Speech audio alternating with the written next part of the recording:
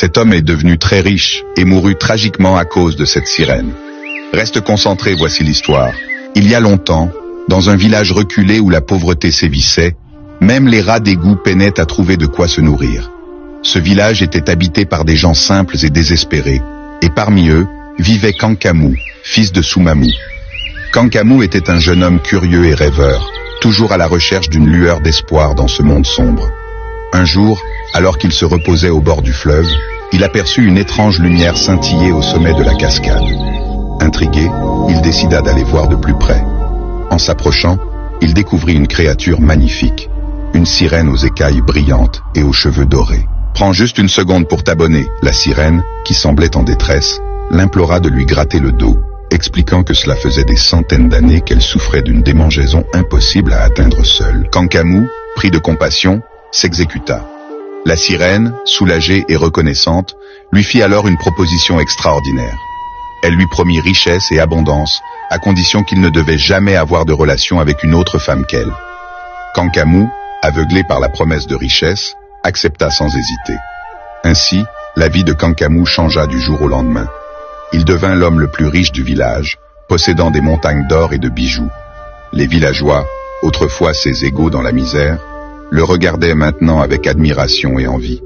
Pourtant, malgré cette prospérité soudaine, une ombre subsistait sur son bonheur. Des mois passèrent, et un jour, une jeune fille d'une beauté rare arriva au village.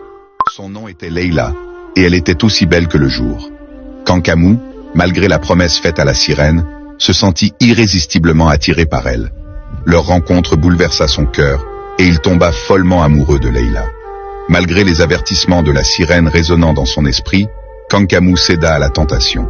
Il trahit la sirène et entama une relation avec Leila. Au début, tout semblait parfait, mais les choses changèrent rapidement. La sirène, se sentant trahie, revint dans un accès de colère. Elle récupéra toutes les richesses qu'elle lui avait données, laissant Kankamou aussi pauvre qu'avant, sinon plus. Mais ce n'était pas tout. Elle jeta sur lui une malédiction terrible. Ces jours de prospérité se transformèrent en cauchemars. Les villageois, autrefois admiratifs, se détournèrent de lui. Kankamou, désormais ruiné et méprisé, erra seul, accablé par le poids de sa trahison. Un soir, désespéré et ne voyant aucune issue à sa misère, il retourna au fleuve, là où tout avait commencé. Il plongea dans l'eau glaciale, espérant trouver la paix dans la mort. Mais la sirène, impitoyable, ne lui accorda même pas cette délivrance. Kankamou mourut noyé, son corps emporté par le courant, pour ne jamais être retrouvé.